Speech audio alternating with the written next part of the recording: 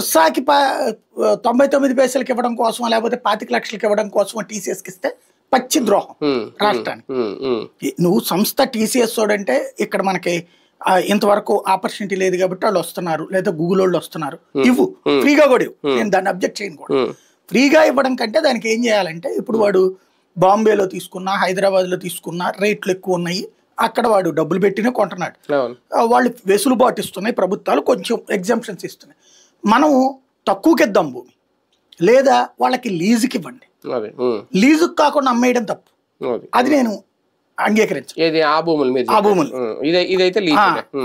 అట్లాగే ఇవ్వడం వాళ్ళకి తప్పు. ఎందుకంటే నువ్వు రిజిస్ట్రేషన్ చేస్తానన్నప్పుడు 99 పైసలకి రిజిస్ట్రేషన్ ఇంకా దాన్ని దిగజార్చి చేసినట్టే కదా. ఇంకోటి, వాడితో మనకు ఉన్నటువంటి కాంటాక్ట్ ఎవడు పాటిస్తున్నాడు ఈ దేశంలో? పరిశ్రమల వాళ్ళందరూ ముందు మాటలు చెప్తున్నారు, నీకు ఇన్ని వేల ఉద్యోగాలు ఇస్తాం, ఇన్ని వేల ఉద్యోగాలు, అది పేపర్లో ఉంది. ఇప్పుడు ఫర్ ఎగ్జాంపుల్ నిన్న వీళ్ళు అదేదో సంస్థ పెట్టారు, ఏదో గూగుల్ అనుబంధ సంస్థ అని చెప్పేసి, దానికి ఏదో 85 వేల కోట్లు 90 వేల కోట్లు అని పేపర్లో, అదే ఈనాడు జ్యోతిలో వచ్చింది చూస్తే 200 మందికి ఉపాధి కల్పిస్తారు. 200 మందికి ఉపాధి కల్పించేదానికి 85 వేల కోట్లు పెడతాడంటే వాడు తెచ్చేసి క్యాష్ ఏమి ఇక్కడ పెట్టాడు కదా, తర్వాత ఎప్పటికో పెడతానంటాడు.